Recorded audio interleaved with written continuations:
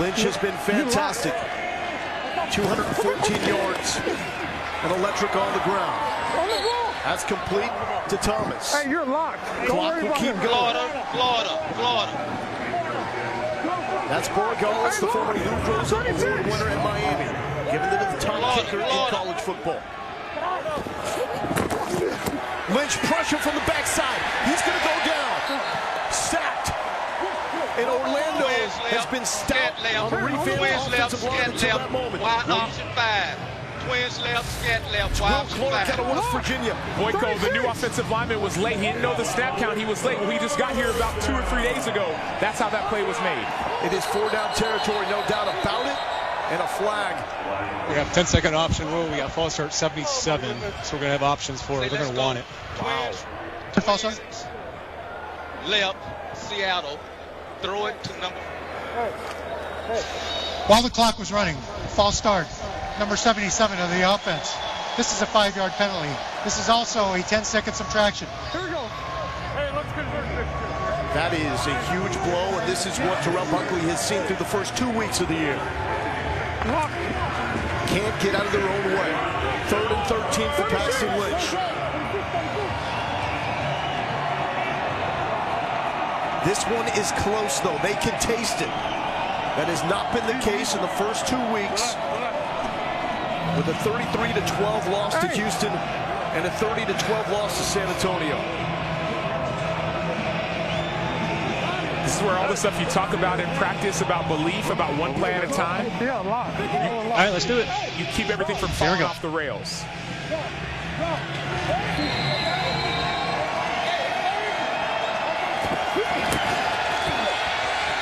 Lynch taking a shot, sideline, up and over. Lynch, Lenore makes the catch. There's life for Orlando. Shit, boy. We heard when Robert... We want to go twins left. Okay, we okay. Twins left. And that is Josh Hawkins down.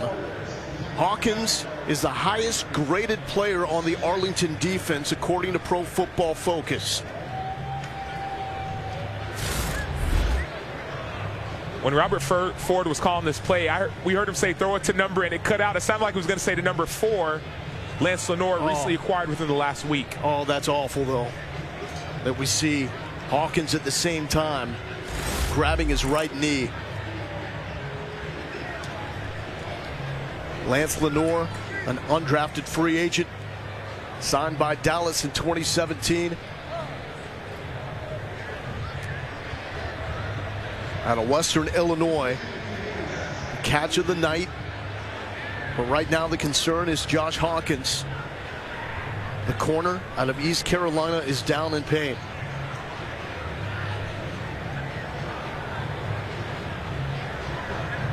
Hawkins, a 3-year veteran of the NFL, 32 games, including 3 starts, the last with the Eagles in 2018.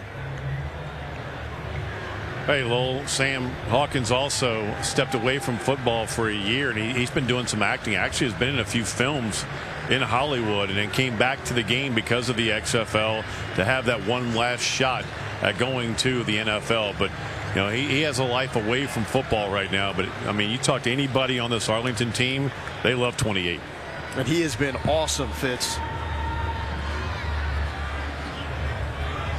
He's the leader of that defense. I was talking to him on the field before the game, and he talked about how he leads his guys and guides his guys. This will be a tough loss for Arlington. But you see 42 on the clock. 42 on the clock. So that's Dean Blandino addressing the clock situation, bringing that back to 42 seconds. So what's happening right now? Ball hit the ground. There's an incomplete So we pass. actually had a really good look on the low end. Ball will be returned to the previous spot. Receiver went to the ground. Down. The ball came loose, hit the ground, and then he regained control of it. We had a real good look on the low end zone. Did not see that one. Awesome job by you and your crew, Dean. And one of the new rules in the XFL, and Dean just talked about it, if there's a game-altering play within those final 2 minutes, it can be reviewed. Lance Lenore thought he had the catch of the night. Let's take a look So two hands. Oh, the ball comes out just at the last moment. Great job by Dean Blandino and his crew to catch that one. Now this is the final shot. Make it or go home 0-3.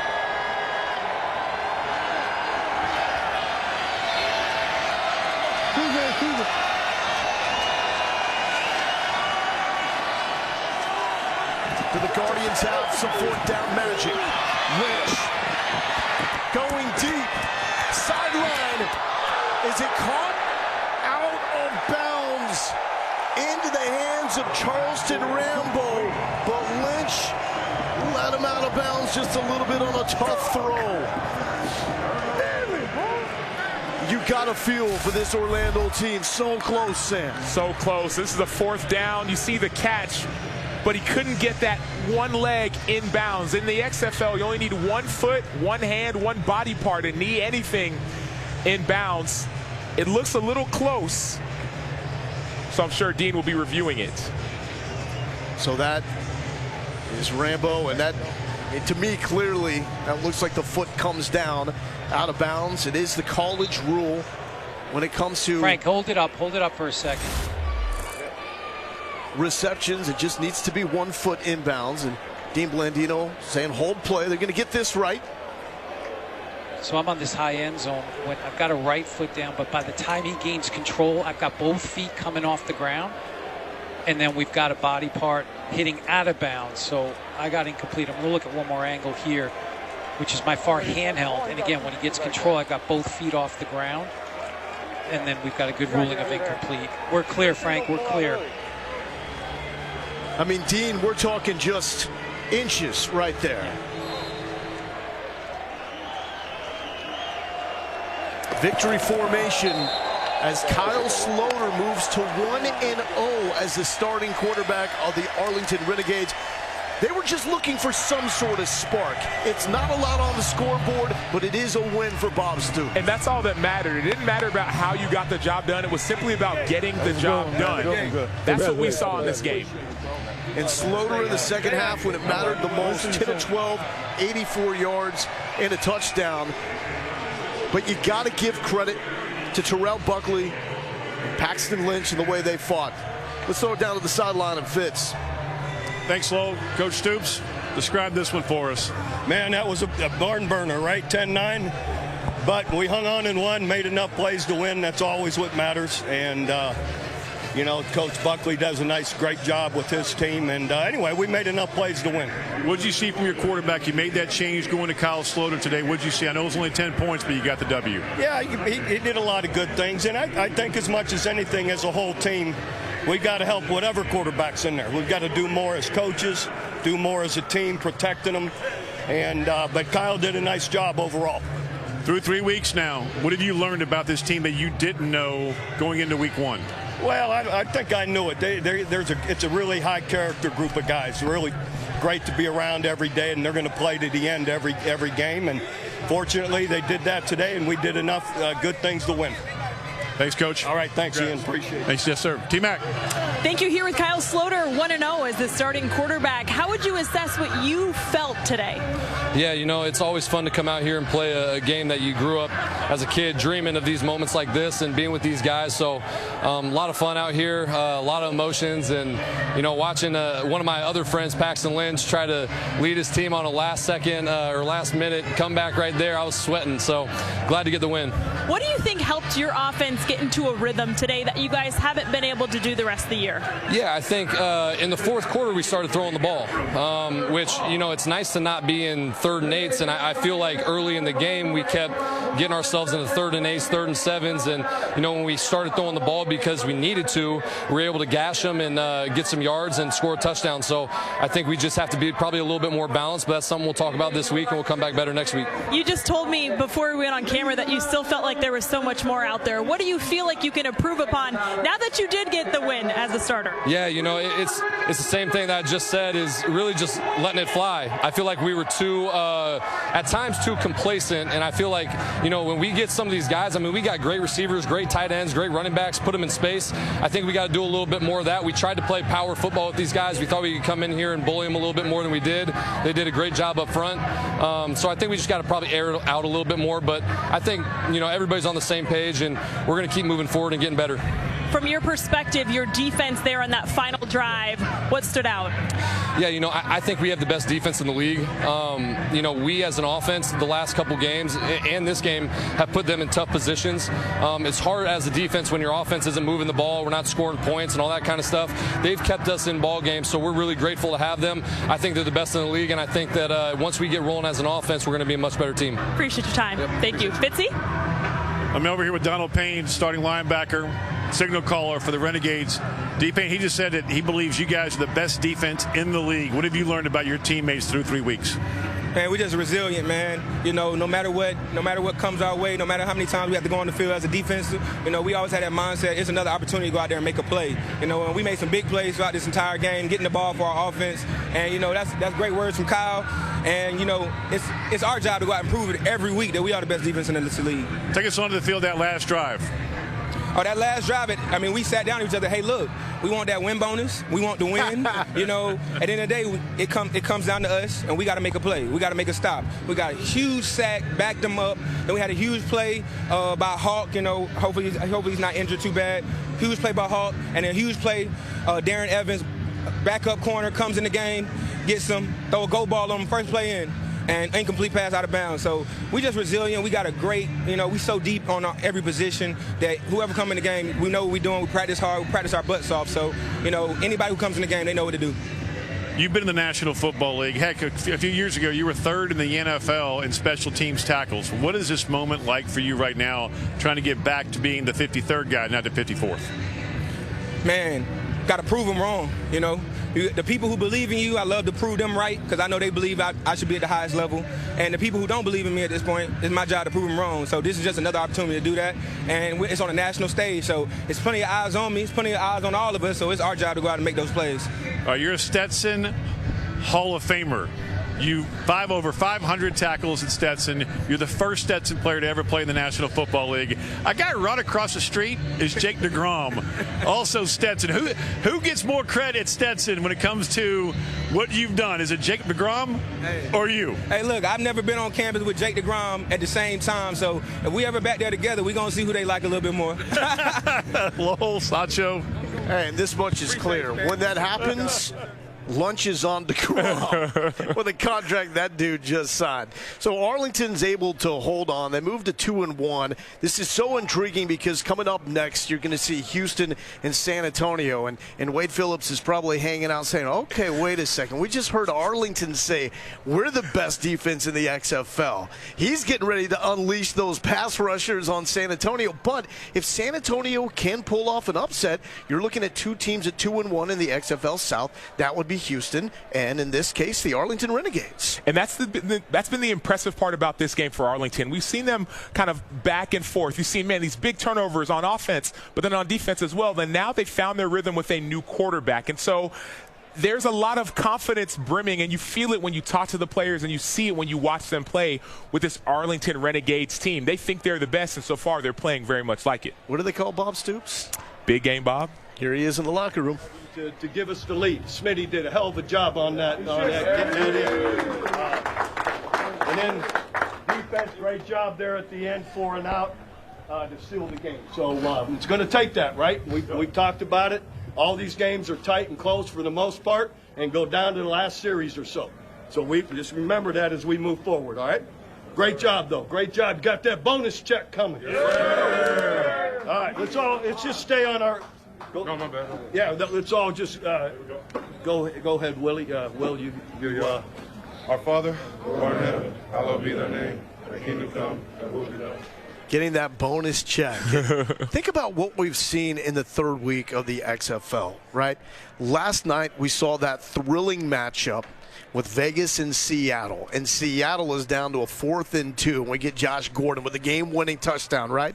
earlier we saw St. Louis in real trouble against D.C. St. Louis comes back and once again has that 4th and 15 for the second time this season. They don't get it, but it's drama down to the finish, and we have that once again here. The game is on the line. It was in the hands of Paxton Lynch, and they had shots. I mean, they're going to look back at this and say 2 plays on that last drive, we were so close to having a real shot at getting the first win. They played 3 quarters and some change of great football. Then there were a few plays at the very end. You saw a sack given up. You saw a penalty, going back to some of those old ways. But there's a lot to build off of for this Orlando Guardians football team. You saw them clean up the offensive line. They did clean up the penalties.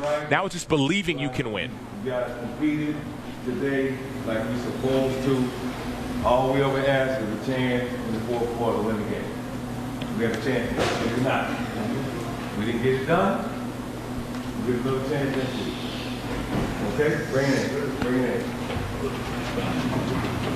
I see some coach. You know your boys? Hey, I love every single one of y'all, bro. Hey, tonight, if y'all ain't got something burning inside to let y'all know that we ain't no reason to hell we can't go 7-3 the way we played tonight. If we cut out them mistakes, you feel me? Let's come back to work Tuesday, bro. I got some burning inside, but I know y'all do too. I seen out there in that grass, and it made me happy, bro, because I'm mad because we lost, but I'm happy because I know we're going to go win. We about to go 7-3. We about to go. All right. Orlando Guardians, stand guard. And that was great. That's Savion Patton there. He was the one that had those emotional words that we can run the table if we play the way we played tonight. They need to clean up some things, but that's great to hear that the positivity is still there. They're believing. It's still early in the season. I understand that it's been 3 games, and you're looking at your record, you're saying, man, we're 0-3, but you can still run the table. You played with a team that believes they're the best in your division.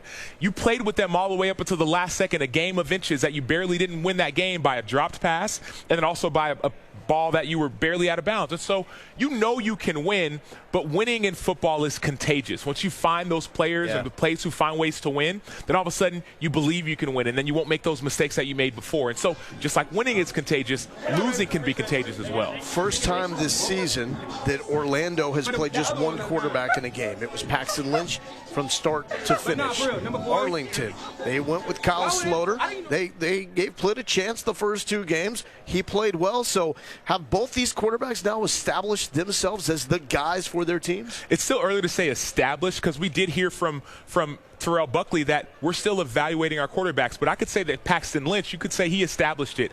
Now, on the other hand, you still want to say, is Kyle Sloter our guy moving forward? We found ways to win. He didn't turn the ball over, but you want to make sure that he's your guy moving forward. It's still early in the season, but 3 games are 3 games, and so Sloter made all the plays necessary to win the game, but you heard him say himself, I want to air it out more. Let's see what we can do. Let's get our players making plays in space. That's when this thing will be established for the Arlington Renegades. So credit to him and Tyler Vaughns, who made the catch, right? And that, at that point, tied the game up. Because right before that, Paxton Lynch and Orlando, they just drove the length of the field, and they were able to get a touchdown and miss the extra point, which is another issue with Orlando right now. 0 for 5 in extra points. They decide to go for 1 from the 2-yard line, and ultimately, that's the difference of the game because Arlington ties the game on the Vaughns touchdown. They line up just needing those 2 yards for the go-ahead score, and they got it with Smith. And some of the tough part about this game is that no longer is it just scoring touchdowns. It's what do you do after those touchdowns? Do you it's not automatic. Bingo. Do you go for 1? Do you go for 2? Do you go for 3? And then you usually draw up plays that you're going to say, okay, if we need a 2-point conversion, we'll do this play or that play. But if you don't get that 1 point, it's not an extra point anymore. It's not a field goal. It's a play you have to run to score. If you don't get it, that's the difference between winning and losing. And so that's what we're seeing. We're seeing Orlando say, okay, we got to find ways to get that 1 yard or get those 2 yards or those 5 yards. If we need a 3-point play, get those 10 yards on this play. And once again, Arlington with the defense, 8 takeaways on the season. That's doing some work for the Arlington Renegades. And our guys working audio, they were working from start to finish, bringing you the sights and the sounds. This is what it looked like and sounded like. Now, I really don't get that. He the first, so we get to choose which way we want to receive the ball. I was going based off of college rule, and we were just clarifying right now.